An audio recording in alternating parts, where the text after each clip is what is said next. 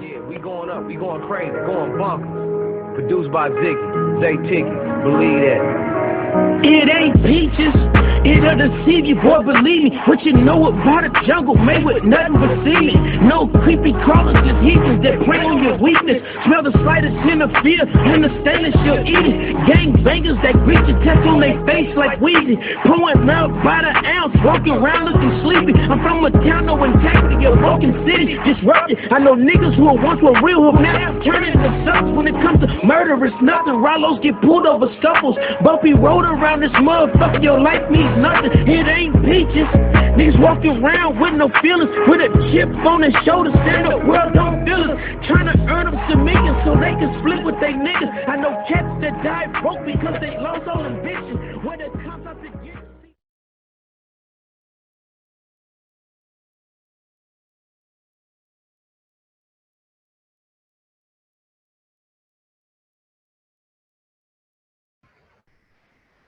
This meeting is being recorded. Welcome back. Another edition of More to Live For. We're still on the segment. Me and Nirvana got a special guest with me tonight. I'm gonna let him introduce himself, and he's gonna tell you what it is that he does, and we're gonna connect on old times, and should be interesting. What's going on, bro? Not much, man. Quintin person. What do I do now, man? I work in an investment firm, Cap Trust out in North Hills, Raleigh, North Carolina. I've been there for about a year and a half, but kind of got into the investment world right out the college. So I probably got about 10 years of experience doing it, man. So I've been doing it for a little bit. Initially, when I got out of college, it was just a job. Said I would never do it again, and kind of got into the right company, so everything kind of fell into place. I heard that. So can you like explain the difference like between like, you know, like an investment firm and like just being like, you know, working like as a bank teller or something like? Yeah, I've done both, man. So you got a few things. You know, we work as a teller. You kind of handle people's money, process transactions, withdrawals, deposits. A lot of it is very down to the T as far as what you do, but it's more so, you know, it's banking. So you take care of people's personal banking needs. A lot of handling of money day in and day out. It's actually one of the most stressful jobs, like if you kind of look it up.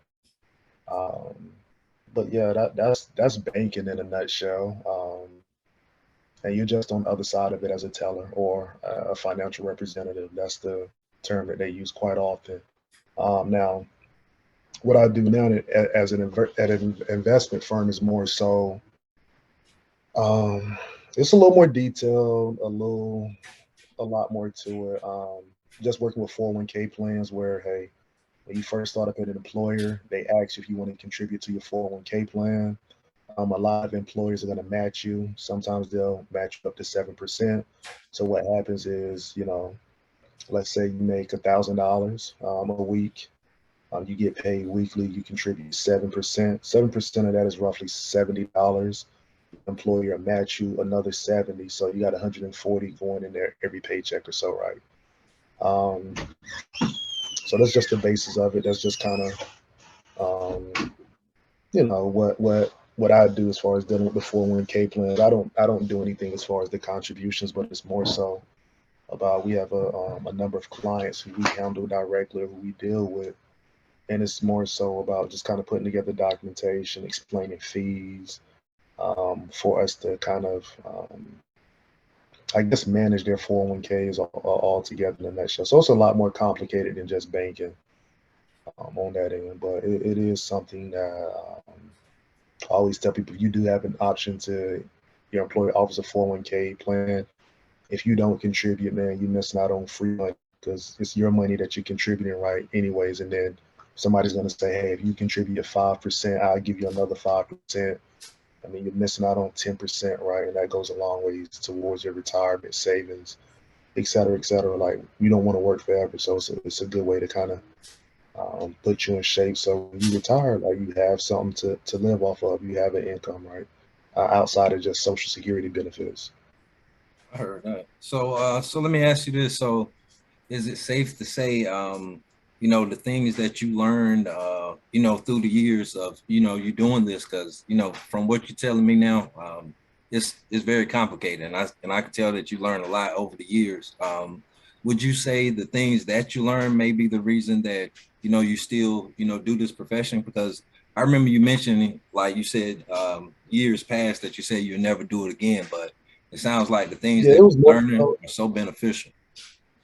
well, even when I didn't enjoy, it's not that I never enjoyed not doing it. It was more so the organization I was working with. I cared too much for the culture. I didn't like the Okay. role that I was doing, right? So I've always enjoyed the ability to kind of take what I've learned and be able to help family, friends, et cetera, right?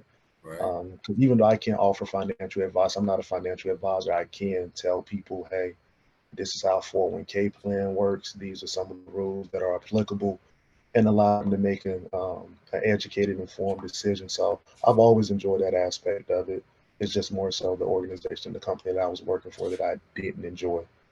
And this again is kind of, it's a little more high level than what I was doing when I initially got out of college. I was working with Fidelity. So it is definitely very opposite end of the spectrum, but it's all intertwined with one another. But yeah, I've always enjoyed that part of the job. I just didn't enjoy the actual role I was in early on when I started it. Okay, that makes sense. So could you take me like through the levels, of banking to, get to where you are? So I'm pretty sure I know there's a difference. For example, can you explain the difference between what you do and maybe like a loan officer or, something like that, another Absolutely. high level banking? Yeah, I don't. What I do now, I've been in the banking industry, but what I do now has nothing to do with banking. It's just more so. It's more so investing. Like when you invest in yourself, right? Banking is more so. Banking is along the lines when you thinking, checking accounts, saving accounts, sometimes a money market account. A lot of what I do is strictly based upon 401ks, where a lot of the rules are governed. They're called employer sponsored plans, right? So with personal accounts, you govern those. You can make decisions. You can do, et cetera, with your plan. But with the 401k plan, it's employer sponsored. So your employer governs a lot of the rules about what can be done as far as when you can withdraw money. And with that, then there are some tax implications that apply when you withdraw money, from just the government standpoint, like withholdings, tax penalties, tax implications. So that's basically the difference. Banking is more so personal, um, and it's a personal account, so there aren't really any tax implications for withdrawing money, taking money out of your account. But it varies a little different on the investment side when you start dealing with a 401k plan because it's more so than an employer sponsored plan. So they govern the rules of the plan. Okay, that definitely makes sense to me. So I'm glad that you're doing something that you like, because as I can tell, you definitely learn things, throughout the years, and like you said, it's so beneficial to you and others. So I want to thank you for sharing your profession with us and educating us about, what it is to be in the world of investment. I think you explained it pretty clear, that you deal with more, 401ks, and that pretty much explains it in a nutshell, to the level that you are, that it seems that the future is what's the priority. Is that safe to say? Yeah, absolutely. Like, I mean, at within probably now, to be honest, 401ks are the major way that people save for retirement. So, at my firm, we just want to make sure that we're doing our due diligence as far as providing um, the necessary tools so that people can be in a space so that they can have a healthy retirement. You see a lot of people there in retirement, but they don't have the necessary money saved, so they're working part-time jobs or they have to come out of retirement and work, right? Because they didn't save enough. They didn't know, right? So it's kind of our job to kind of put them in a position to be where they can save and encourage them to, um, not necessarily on our end to encourage them to contribute to a 401k, but to make sure that when we have certain mutual funds or funds within them that they're performing well so that they can maximize the most out of the 401k. So. Okay, I definitely I understand that clearly. And I want to, like I said, I want to thank you for sharing that. But I can't have you up here and not, acknowledge the, the standout high school athlete that you were. So I kind of want to talk about those years. We went to the same high school. I kind of want to, highlight on the fact that not only, were you a standout, athlete, but, you're pretty smart too. And you weren't in trouble, anything like that. So I kind of wanted you up here because I think that, you are an example to the, the younger generation, and it seems like in this younger generation, all of them star athletes. So I kind of want to, talk about your time at North Pitt. Absolutely. So my time, it started before North Pitt, of course, man. I've always had an interest in sports. A lot of people don't know, even to this day, I'm a hooper before I'm a football guy. A lot of people don't know that. So I started off with a basketball long before I started playing football. And I didn't play organized football until I started playing organized basketball when I was maybe 5 or 6. I didn't start playing organized football until I was like 13. And I just happened to be good at it. I always tell people football is easy to me. I was so accustomed to dribbling a basketball, and you either have to, dribble around people.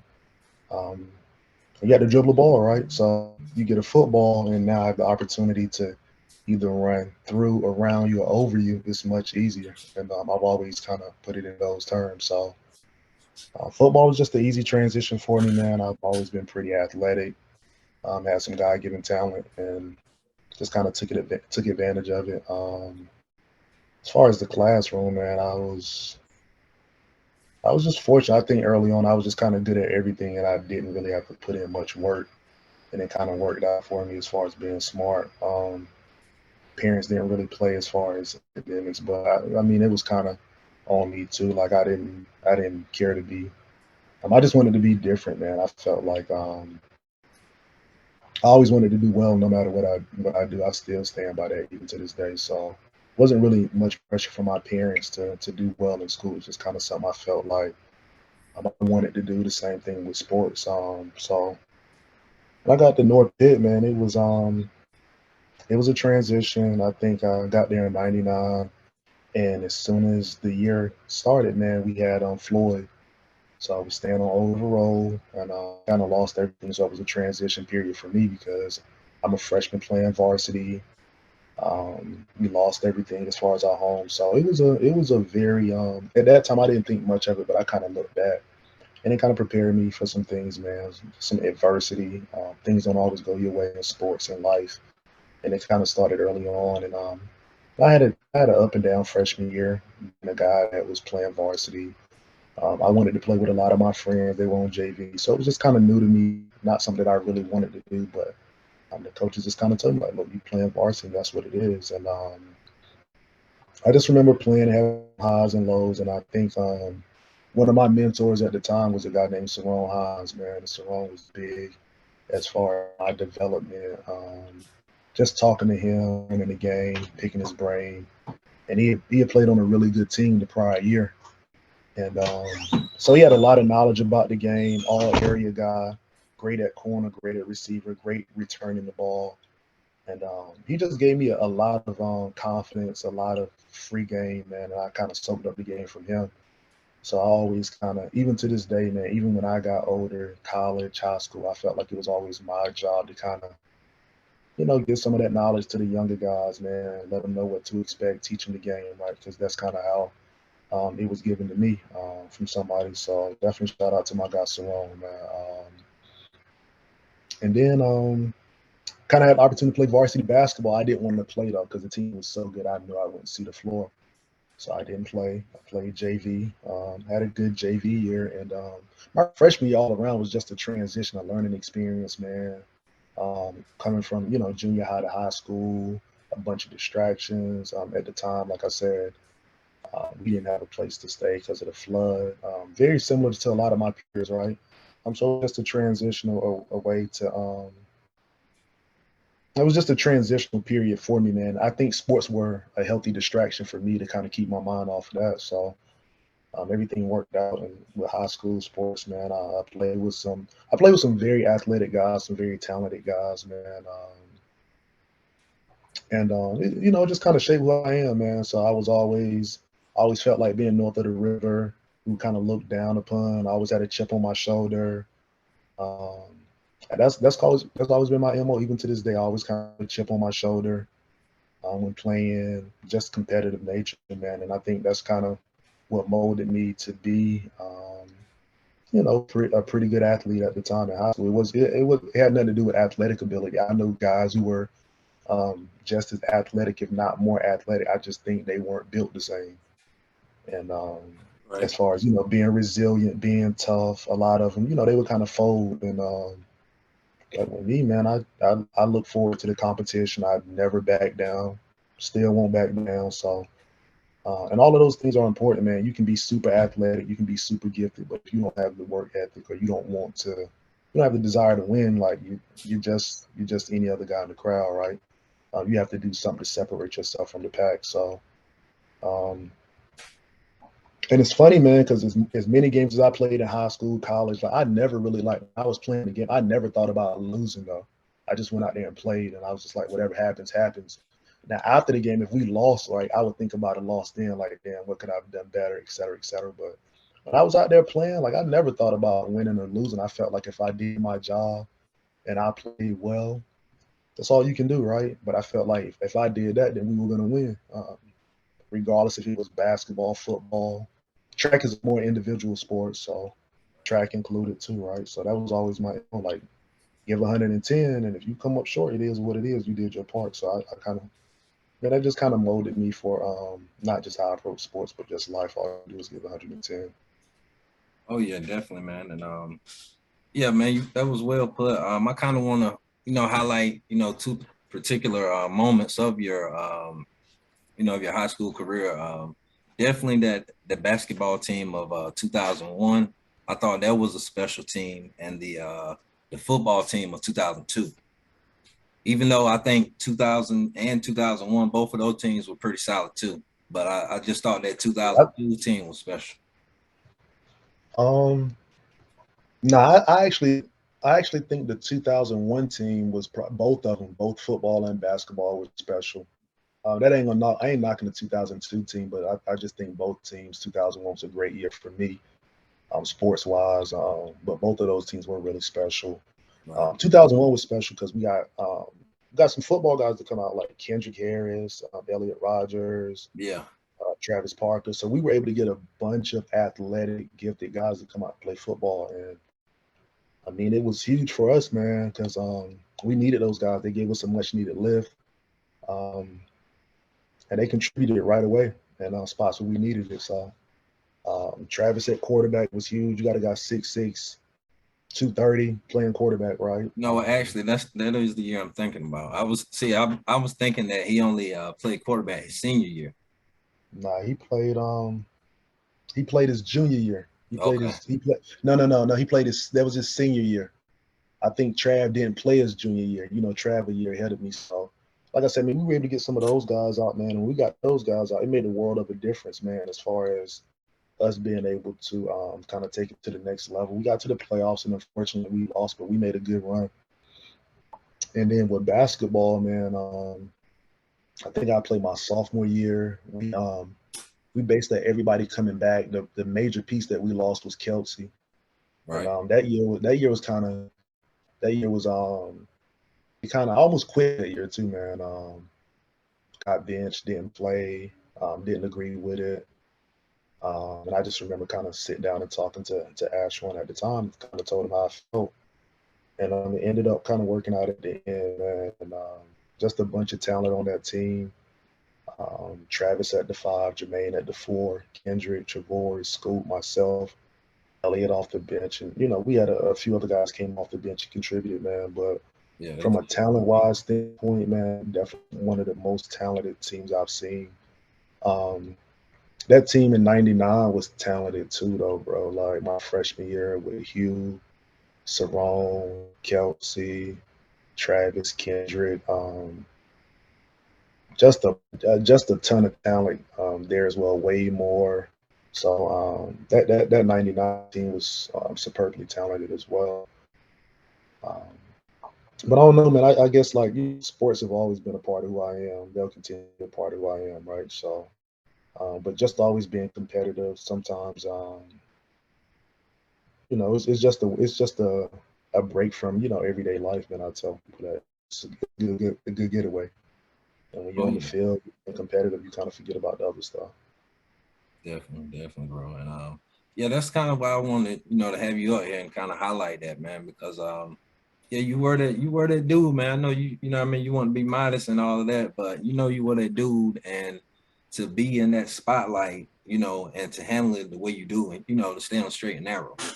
Because like to be totally honest, like, our generation, our last 2 years of high school, like that's when we, first started hearing of LeBron, and now we see everything that he has, that he has become. But when I tell my younger brother or my children or any other youth that I happen to see, I was like, we had our own version of that. And I'll be talking about you just the way that, you handle that. Like you said, with the grades, you did everything in the classroom the same way you did it on the court and on the field. And I just want to, have you Yeah, up here and kind of yeah. highlight I that. think it was. I think it was. I definitely think, man. For me, it was just part of the culture, though, man. I think at the time we had a great culture, and all of us kind of looked at it the same, kind of us against the world, because only school northern of the county. Yeah. Uh, Kind of people view us different, man. So it's always like a certain chip on your shoulder that we always have. And it wasn't just me; it was just everybody in general, and that's kind of the approach we took. Right. So for me, as far as staying on the straight and narrow, man, it was just like I think my thing was I never want to get in trouble, and I never wanted to ruin my opportunity to get to play. So it wasn't even about really getting in trouble. Just like, yo, if I get into something I can't play, I let my Right. team down, or I won't be able to play. Like that's all it was about. So it's just like all of that other stuff is cool, but it ain't better than being here Friday nights or being out here, Right. Tuesday nights, Friday nights, playing in front of your peers, playing in front of the community, right? So that was always big to me, man. I never really cared about the extracurricular activity. It was just ball. Like everything was ball to me as a kid, man. So it was like, yo, can I go hoop? If I won't hooping or like the season was over all summer, like I was hooping. I was hooping, playing ball. It was time. Then when it was time for like the report to football camp, like I was there for practice. Like so, like sports was always like that was always my motivation. I ain't care about nothing else, bro. Went to school, had to be there, right? Why not do good? You there? So I heard that. um, it was just my pops always had two rules, man. My pop and it was funny, man. I was telling somebody this today. My pops had two rules. His two rules were do well in school and stay out of trouble. You get to an age where it's simple. You know what that is, man. Like you can interpret what that means, right? Oh Do yeah. well in school, do your best, stay on top of your grades, stay out of trouble. You know what trouble looks like when you get a certain age. And those Exactly. were always his rules. He kept it very simple. So to be honest, man, it was just more so about I don't know, man. I always like had a desire to play college ball. I didn't think it would happen the way it did. Um, but when I started getting recruited, like after my freshman year, I was just like, oh yeah, this might be a possibility. And then everything Right. just kind of fell into place, man. So it really wasn't about being on the straight and narrow, man. I think some of the guys I know who did get in trouble, right? They weren't bad people though. They just made bad decisions. I always tell people that.